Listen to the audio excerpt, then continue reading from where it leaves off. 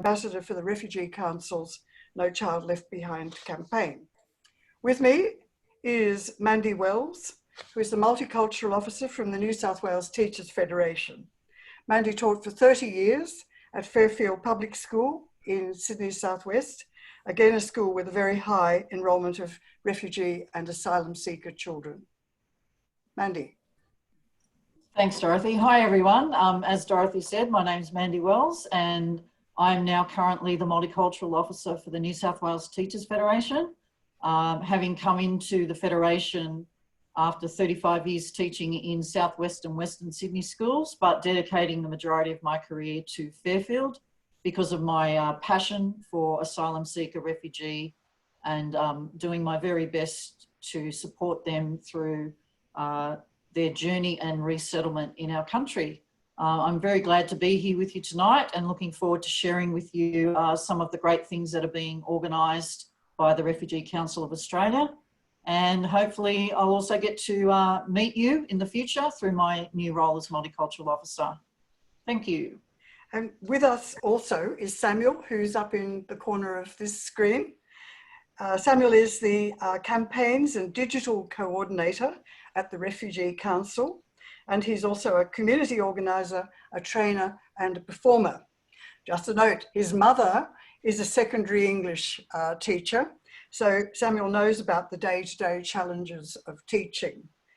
Prior to his role at the Refugee Council, he worked for Jesuit Social Services, where he coordinated a similar action to this one in 121 Catholic schools in 2016.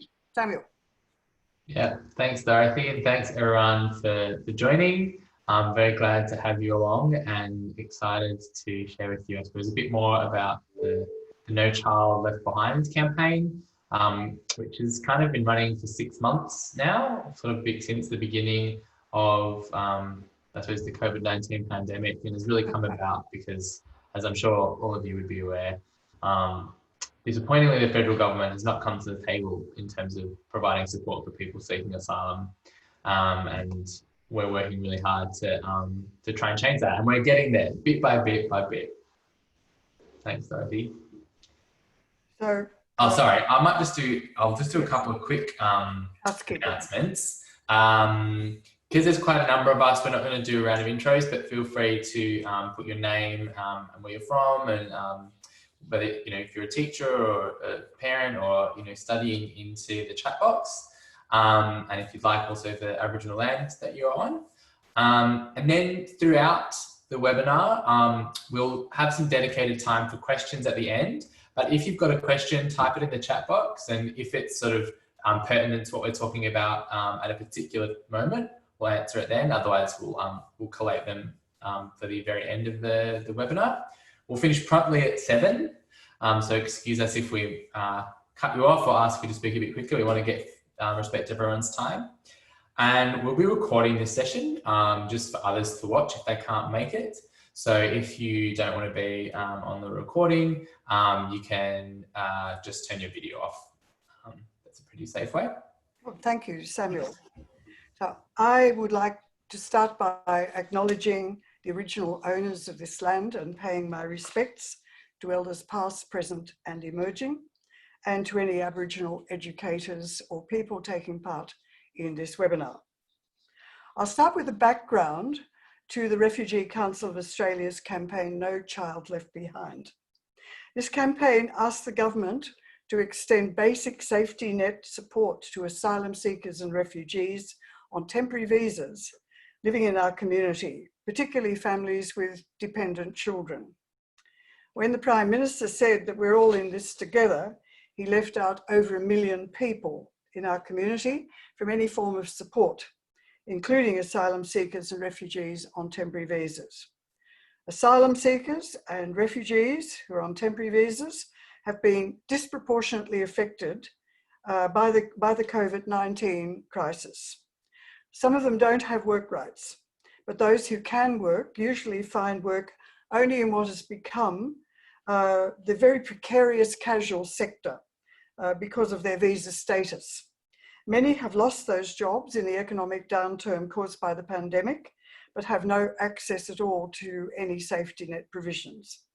They're excluded from JobKeeper and JobSeeker, and many now find themselves totally reliant on charities for food and other basics. Some don't even have access to Medicare, which seems a bit counterintuitive to me during a pandemic anyway. They're estimated to be somewhere between 60,000 and 90,000 people in this situation, of whom some 16,000 are children.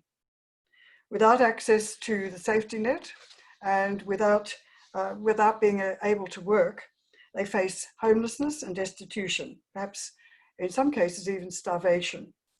I find it extraordinary that government policy would condemn people to destitution, particularly children. After all, these are the people who've sought our protection. As former principal of a disadvantaged high school, I'm very much aware of the impact of poverty on children. Asylum seeker children whose families experience serious financial hardship at the best of times are particularly affected because, as you probably know, they also have to deal with the effects of the refugee experience, trauma and loss, learning a new language, catching up on missed schooling, and the daily uncertainties and anxieties of their family's visa status in Australia. Many of the families at our school, for example, couldn't afford 3 meals a day for their children. So we ran a breakfast club to ensure that children had something to eat at the beginning of each day. Children don't learn on an empty stomach, I can tell you that. Of course, when schools closed during lockdown, even this small support is lost to children who are most in need. Families seeking asylum are part of the communities in which they live, and their children attend local schools. We know those children, they're the children that many of us teach. No Child Left Behind seeks to mobilise school communities to stand in solidarity with children and their families seeking asylum. This webinar will give you some ways, it'll talk about ways in which you can get involved in the campaign, and by doing so, help some of the most vulnerable children in our schools. The No Child Left Behind campaign will culminate in a national week of events, both online and in person, in schools and education centres across the country during Child Protection Week, September the 6th to the 12th. We've chosen Child Protection Week to highlight the urgent need to extend safety net support to children and their families seeking asylum. If you're a teacher, you know that one of the reasons for notifying on children is under abuse is neglect, and that really is what is happening now. The No Child Left Behind campaign is led by the Refugee Council of Australia in coalition with organisations like the Refugee Advice and Casework Service, Uniting Church, the Asylum Seeker Centre, the Asylum Seeker Resource Centre, the Jesuit Refugee Service, Settlement Services International, and of course the teacher unions, which are highly committed to this. And there are many others. There are hundreds now of signatories on the giving support to this campaign and to Nobody Left Behind, which is dealing with the adult sector. This coalition is supporting action by educators across Australia to ensure that no child seeking asylum is abandoned during the COVID-19 pandemic. Samuel. So. Sorry, I was muted. Thanks, Dorothy. So obviously we're in an unprecedented time, and organising events is not perhaps as easy as it might have been. So one of the things that we're doing is providing a lot of video resources, I suppose, for you to participate in any way that you can. So I want to share some with you at the moment, also to sort of give voice, I suppose, to the issues that we are seeing on the ground.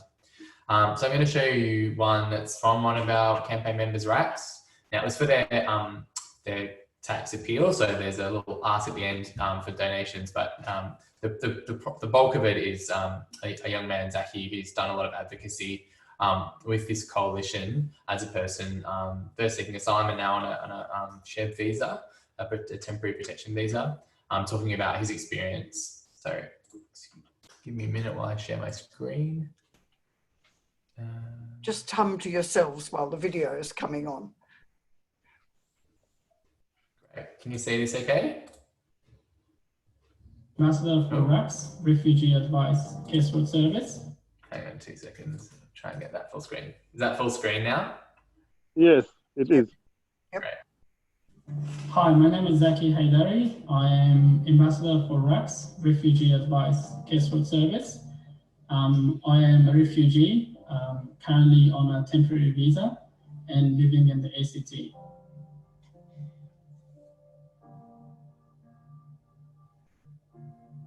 COVID-19 has affected me and my community, my friends around it, and surely it has affected everybody in the community, no matter where you live. It is hard for people who are in my situation because we are not entitled to a lot of benefits or services that's offered for an Australian citizen. The other side, which is really hard, is that we need legal support.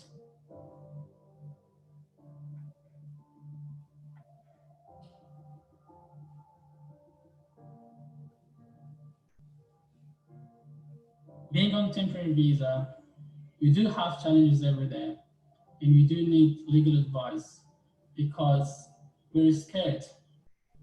We're scared only small things that happens that could affect our visa application.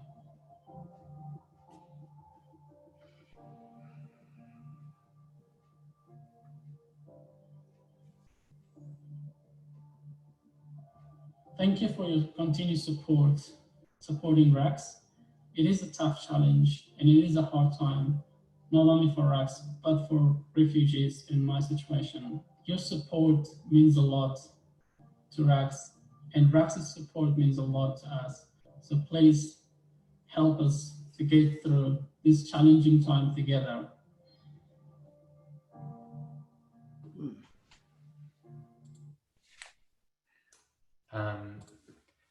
So that was Zaki, like I said, who's been quite involved in advocacy work to date. And we know very early on, I suppose,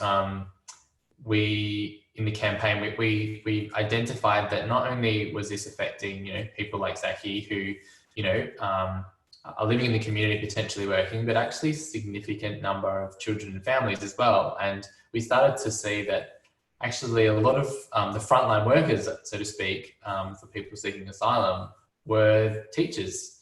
And so we worked with Mandy at the New South Wales Teachers Federation early on to speak directly to teachers to sort of get their accounts on what they were experiencing, because we were hearing, stories of, I'm sure many of you would also have these kinds of experiences, kids not having laptops or internet at home because their parents couldn't afford it.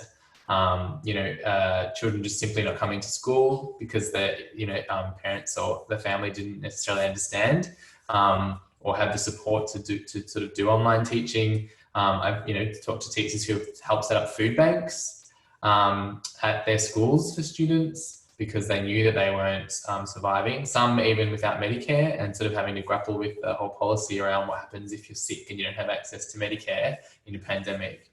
So I'm going to share this video that was a direct account from some of those teachers.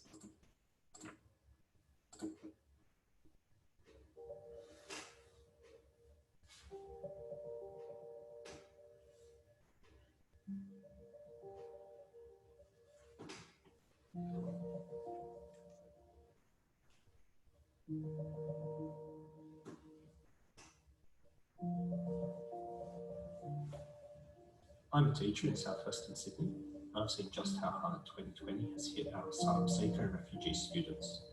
Our refugee community not only lacks access to Centrelink, but also to Medicare. These two services have been crucial in alleviating the stress of this problem.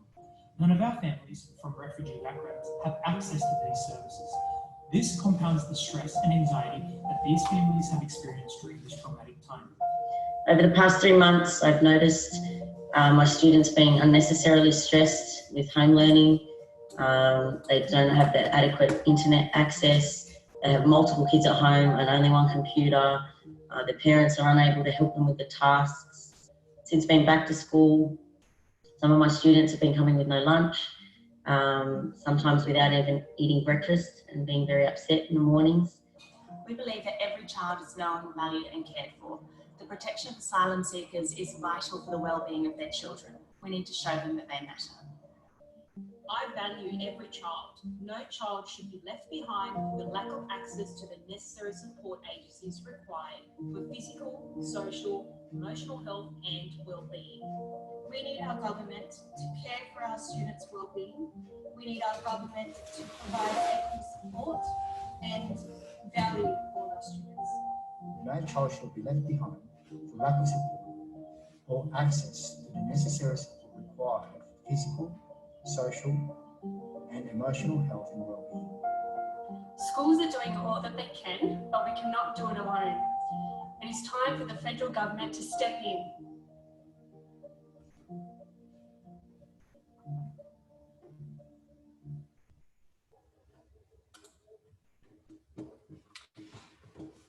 Awesome. Oh, sorry. I'll just.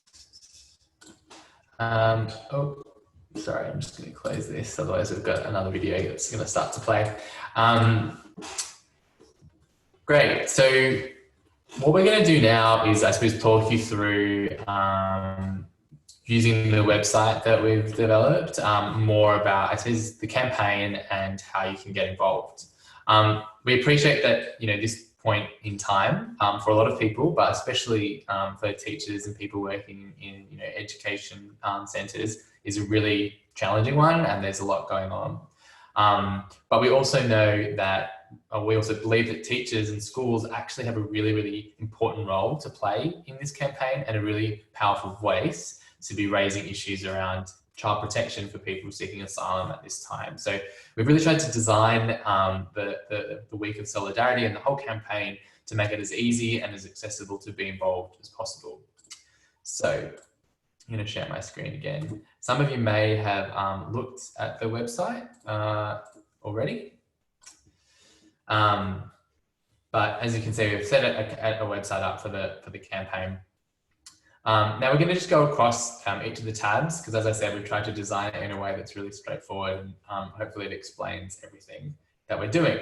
And basically what we're trying to do across the board is really put pressure on the government, particularly the Minister for Families and Social Services, Anne Ruston, to hear from experts, to hear from her constituents, to hear from educators, the community, and most importantly from people directly impacted. And we're actually, I think, doing a really good job of that. We've got some feedback from within the Liberal Party in the last week saying, they've been quite impressed with just how sort of visible the campaign has been, and the strategy that we're utilising. So we feel like we're on the right track.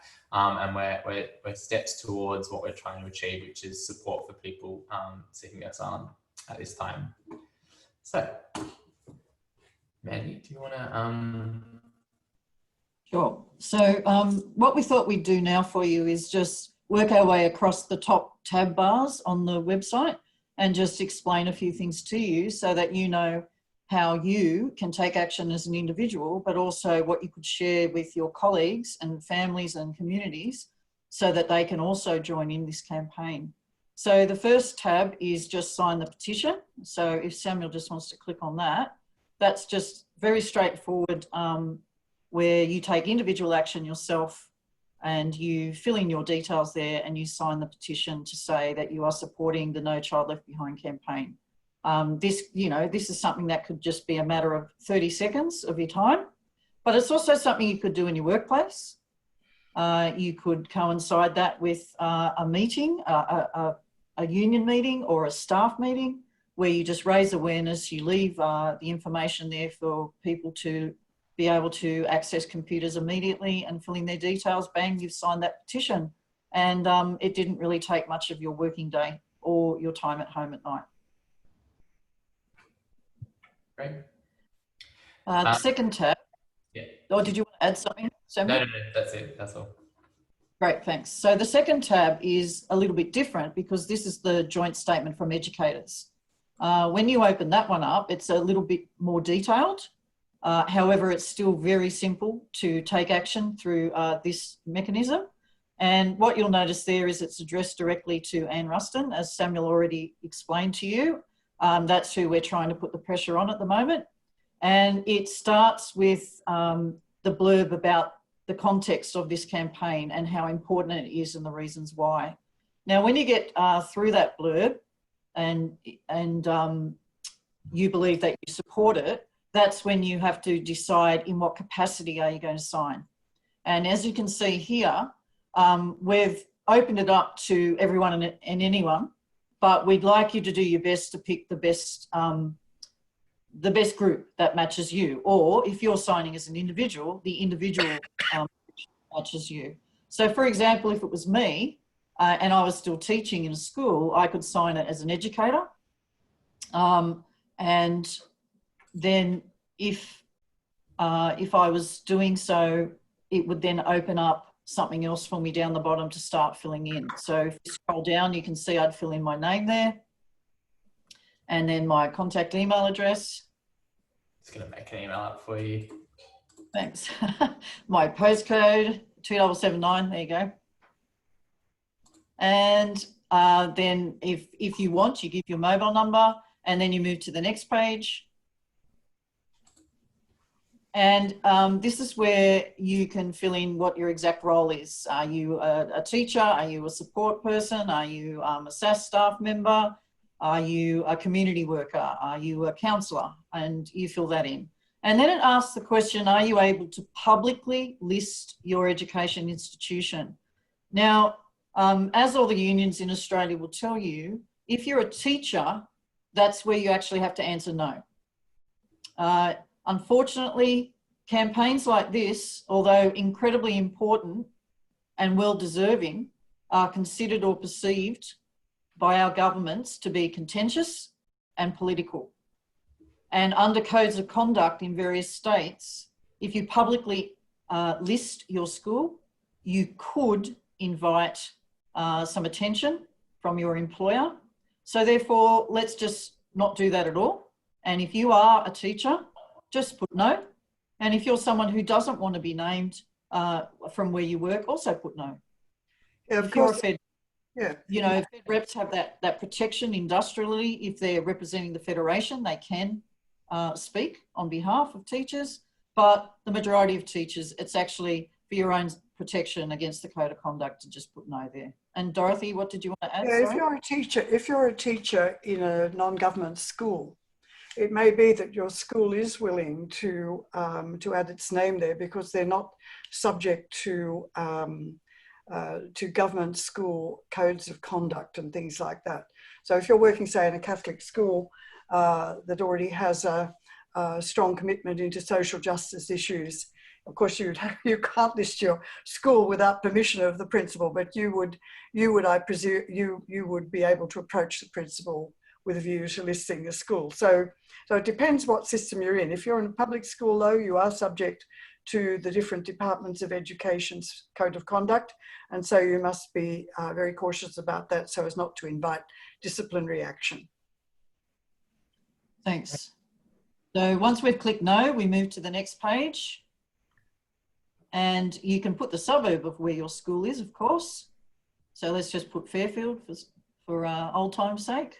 And down the bottom, you just pick the state that you belong to.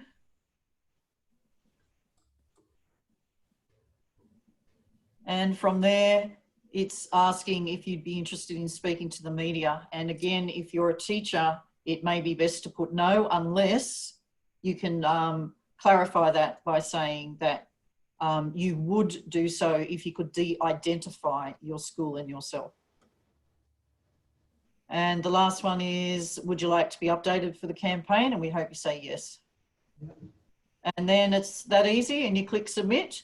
However, I'd like to draw your attention to the fact that you can sign it as an individual, but you can also sign it on behalf of organisations that you belong to if you've gone through the processes of those organisations and you have the capacity to sign on their behalf. So for example, I belong to a teachers association. I took this to our association meeting. I moved it as a motion that our association endorse this campaign and sign the joint statement. That was passed unanimously. So therefore, I could have the motion signed on behalf of a teachers association. And I have in the minutes the proof that it was endorsed in the appropriate way of my association. And you have the capacity to do that with your groups and your communities and your associations as well. So I just wanted to make sure you understood you can sign it more than once if you're signing it in a different capacity each time. Yeah, and really the idea, sorry that it is a little slightly confusing, but we really wanted to demonstrate, I think, the breadth of support that there is in the sort of education space for what we're asking for. And we really, want to try and be able to, demonstrate that, from secondary school teachers in the Blue Mountains to, university academics in Perth, like people are really on board. Cool. Let's go back. All right, I'll just go back to the website.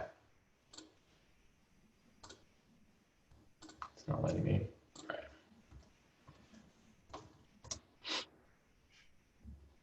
Okay. Okay, so the next tab along is our online events. And Samuel, did you want to talk to them? Yeah, maybe we'll go for the National Week of Solidarity first, and we can go back to the online events after, because this gives more information. So yeah, the National Week of Solidarity, I think, was something that we came to when we realised that there was, really profound support across the education sector, and we wanted to basically have a moment where we could, drum up lots of attention. We could deliver the joint statements and the petition, and we could really put some concerted pressure on the federal government, and particularly Minister Ruston. So alongside asking schools and other education institutions to take part, we're also doing a whole lot of media work. I was talking today about a young person sending us penning an op-ed during this week. We think National Child Protection Week is a really good opportunity to talk about these issues to the Australian public. And as I said, we tried to make this week really simple, and basically it's possible to be involved in it in whatever way works for your school, your university, your community group, your parents association, and it can be really small or really big. Can people hear me okay? I just got a note that my internet connection is unstable. Yep, cool. So the only parameter, I suppose, of being involved in the National Week of Solidarity is probably that it takes place during National Child Protection Week, because obviously that is quite important. We're hoping we can do a big push for signatories, and we'll deliver that joint statement at the very end of the week, or potentially maybe just after, which we've already talked to. We're going to host some online events, and this is going to be, I suppose, the sort of main official aspect of the week. And basically, it's an hour-long session. We're hoping to get a lot of students, parents, teachers along in asylum or a refugee background to talk about their perspectives on the current situation. And we have a number of other speakers that are being finalised, but basically the sort of structure will be sort of hearing about the issues, hearing from the direct experience of people on the ground, hearing about what schools are doing, and learning how to get more involved. And we'll be asking schools at that webinar to do another action that week, whether it's writing to their local MP, or we've just secured a bunch of really amazing resources to support schools do letter to the editor writing on this issue, maybe doing a photo for social media. So there's a lot of ideas there. And you can see here, there'll be one live event on Tuesday, and we'll repeat a recording of that event a couple of days later, so that there's different times that you can access it.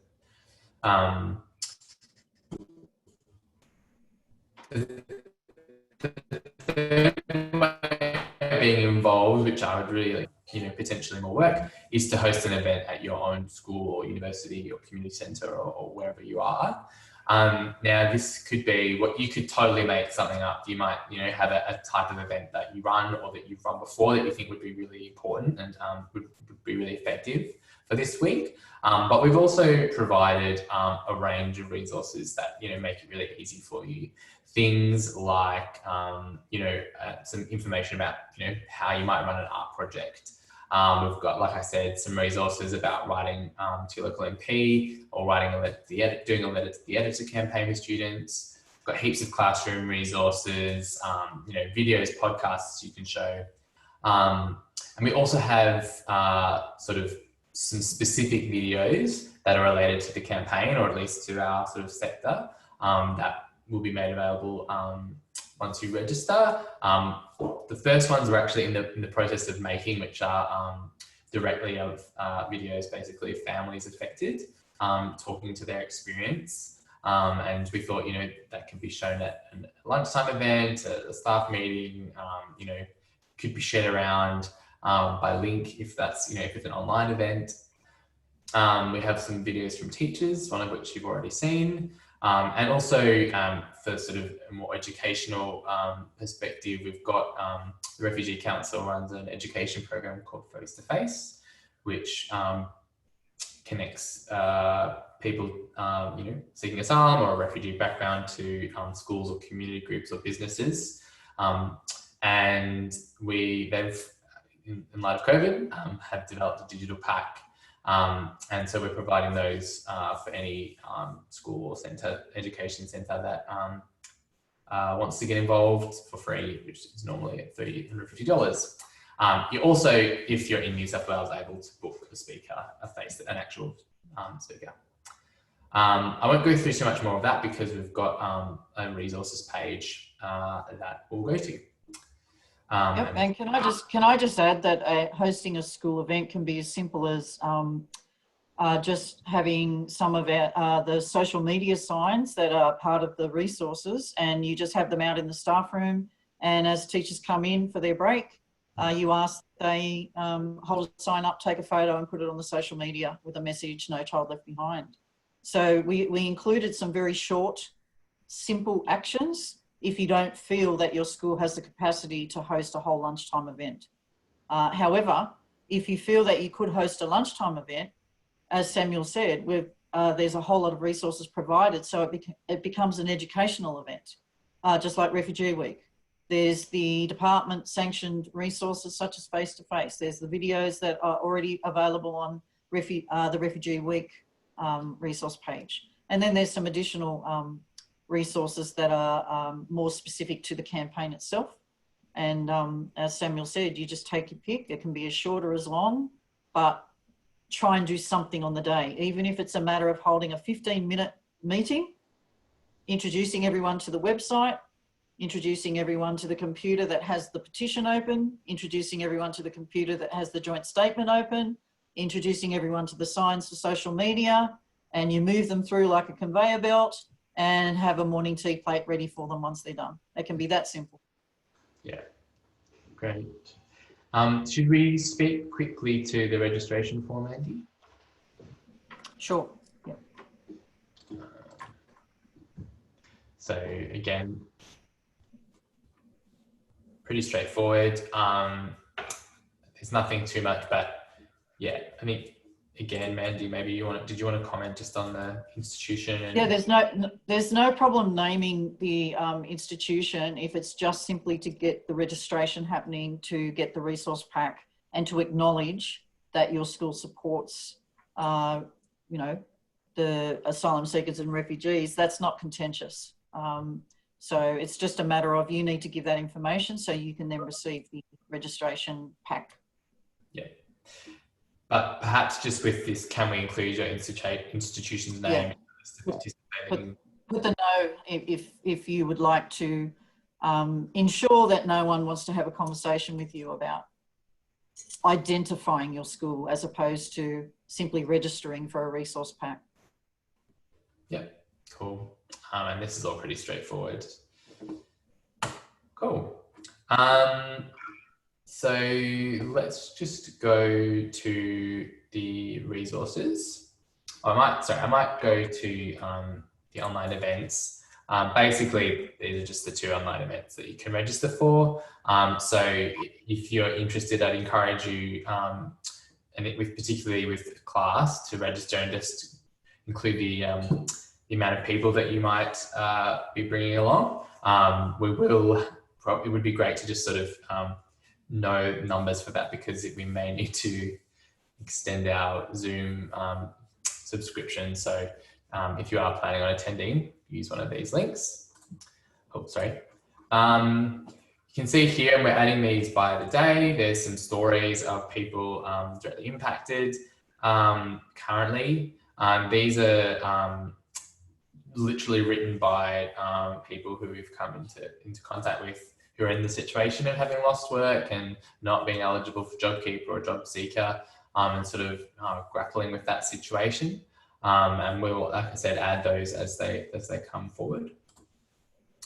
And the resources page. So a lot of these are sort of alluded to earlier, but we've tried to make everything as clear as possible. You can see there's some videos. You need to register to get these videos, but because we'll send them through a Google Drive link, but that's those. A bunch of classroom resources, which I'm sure a lot of you would be aware of already, but we've compiled what we've got from sort of refugee resources and from state government. A little slow. You can have a look at that. You need to know. And we've provided you with things like design assets if you wanted to, put a logo on a poster. We've got some posters coming this week that you can print out and put up at your school, or hold for a photo. There's a social media kit with sort of sample tweets and Facebook posts. And then these video films and podcasts are like about the sort of refugee experience that help sort of, I suppose, could be used in an education context. And you can see there's some other MPE letter writing, more information about the issues. Now, I just wanted to show this image because I think it is quite profound. And maybe Dorothy, do you want to speak to it? Given it came. This is the sort of thing that you could run quite easily in schools, where you get the kids designing a poster or do an art project or write a poem or do something of that kind, and maybe have a small prize for some of them. This particular artwork is done by a 13-year-old from year 8 at Woodville High School in South Australia, Georgina Mundy. She's given her permission, and her mother gave permission for us to publish Hope on the line. It's just a lovely idea. It's very, very simple, but it says quite a lot. And I think that if you use this sort of, if you do this sort of thing, it can be very, very powerful among the kids. I mean, I give you an example. A number of years ago, I ran a program at the school where I asked kids across the school to say what they would take with them if they had to flee their homes, something quite a few of our kids had experienced. And that generated an enormous response from the students at the school who wanted to say what was the most important thing that they could possibly take home with.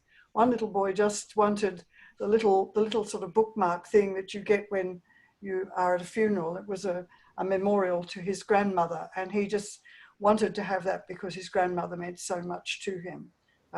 Children right across the board understand those sorts of things. So I would say that you can do all sorts of quite simple things, as well as tie into those resources which are around for us, like the education resources on the Human Rights Commission's website, or like the wonderful Roads to Refuge information, which is its own separate red website, which was designed by the Department of Education, by teachers working in the Department of Education.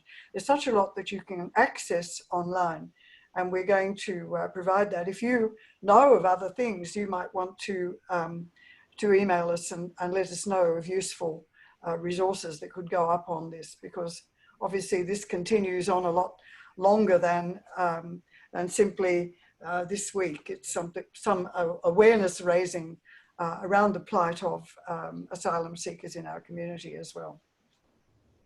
And further to that, Dorothy, is the fact that your school event could just be a matter of you using the curriculum and these resources and tying them together. So your art lesson that week can be based around the themes of hope or journey, for example.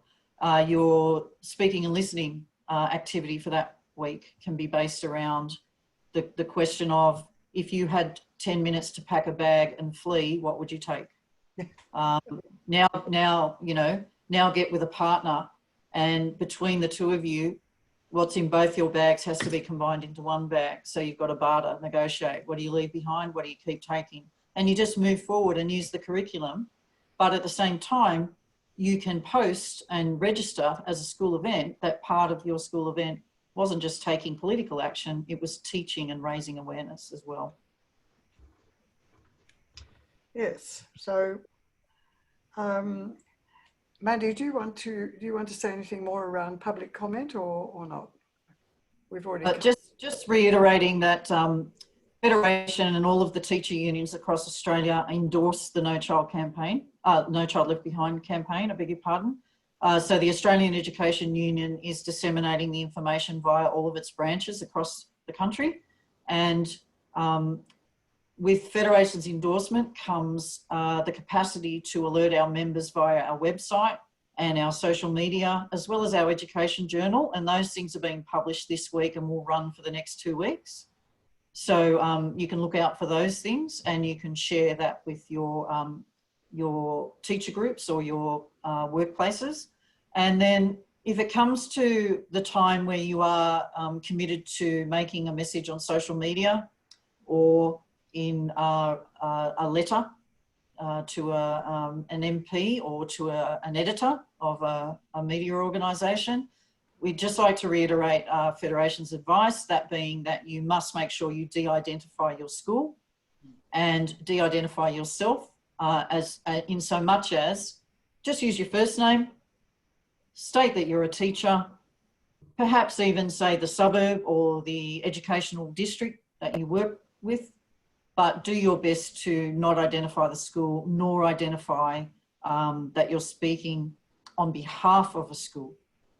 If you're speaking, it's on behalf of yourself and it's your opinion, and therefore you don't identify the school or the institution that you work for. And that's just a safety mechanism to ensure you can make your political position known and you won't be inviting any conversations in regards to codes of conduct if you work for the Department of Education. Yeah, Thank you. I would add that it's really quite easy for you to share the RACOA website and the RAC's ones, the petitions and things of that kind on your social media accounts. I've done that on my Facebook account, and I've done it on LinkedIn. And in fact, the RACOA information that I put up on LinkedIn has got about 1,300 hits in a fortnight, less than a fortnight.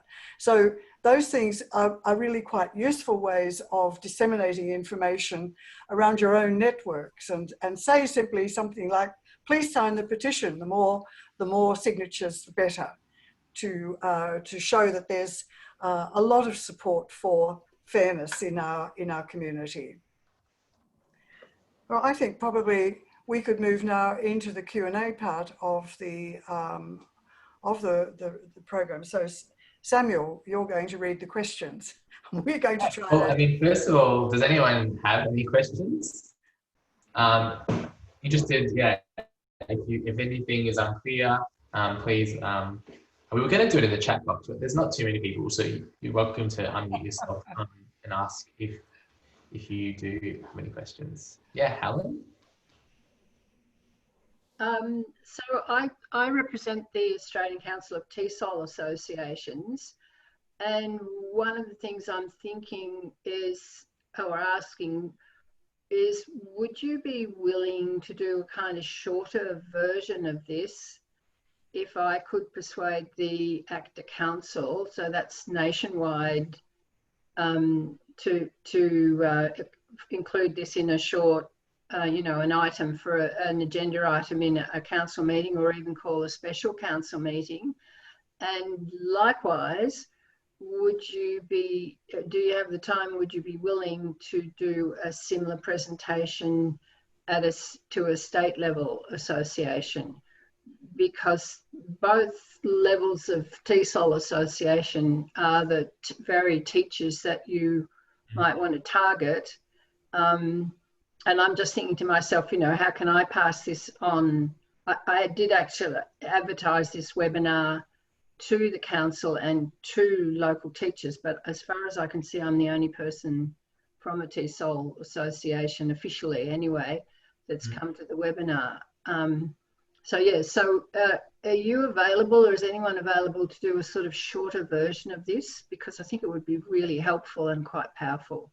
Helen, as your only life member of the Australian Council of TESOL Associations, I'd be very happy to do that, perhaps with help from Samuel and Mandy. And we could do a shorter version. I'm really pleased that ACTA's taking part in this webinar. Okay, thank you. Absolutely, yeah. Helen, happy to yeah, I'll send an email after this, just following up with everything, including the recording of this, and happy to, yeah, discuss anything offline. And given the points that Mandy made about identifying schools, of course, one way to go at it would be through your local TESOL association. And I mean, I will do my best to try and persuade every state and territory association to sign up. Yep. But working from the bottom with teachers actually approaching their own association, that would be very effective, I think. Yeah, absolutely. Absolutely. Thanks, Helen. Any other questions?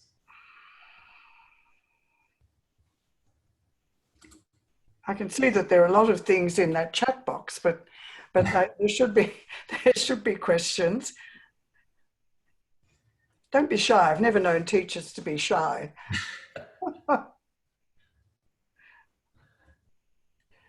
mean, maybe I could. Oh, sorry, Marjorie. I was just going to say it was a pretty comprehensive presentation. I think. Congratulations. It's certainly opened my mind up to how I could, as a retired principal, and the different networks I now belong to, sort of pass this along.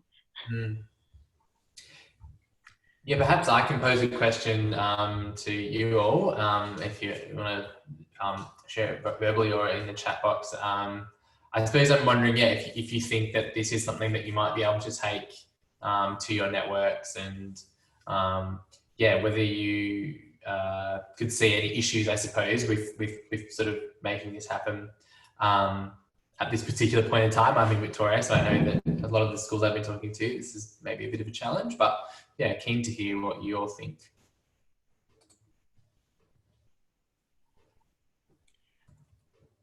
I mean, we all have networks. We all have connections. We all belong to things, and teachers in particular belong to things. You've got your union, you've got and the Independent Education Union is supporting this campaign as well.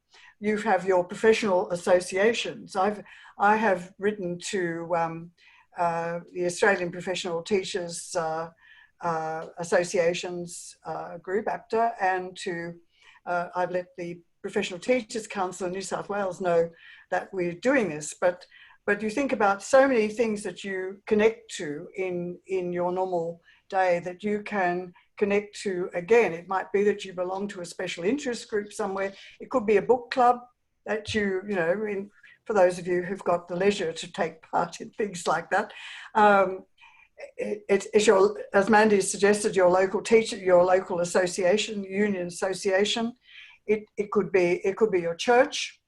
It could be that you belong to Rotary or something of that kind. So it's worth thinking about all of those civil society connections that each and every one of us has, and then your personal thing. Most people would be on some form of social media, like I am, though I try not to be on Twitter. I loathe it.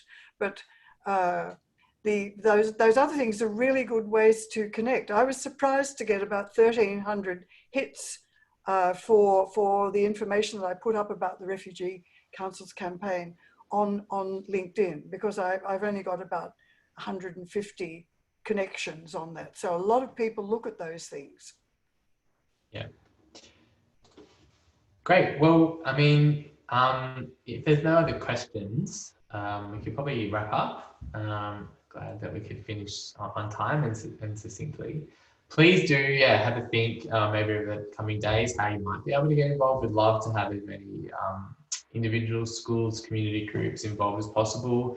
There's obviously a lot of ways that you can be involved, and we'd really appreciate if you can share this as far and as wide as possible. And if you've got any questions, please feel free to shoot them back to me in my email that I'll send you tomorrow. Awesome. Thanks everyone for joining. Thank you very much for joining in. It's great to see so many people interested in this campaign, and let's hope it's successful and it does something to melt the hard heart of our government in relation to these very unfortunate people who've been so poorly treated over time. Awesome. Thank you. Good night, everybody. Thank you. Thank you. Bye-bye. Bye. Bye. Thanks, everyone.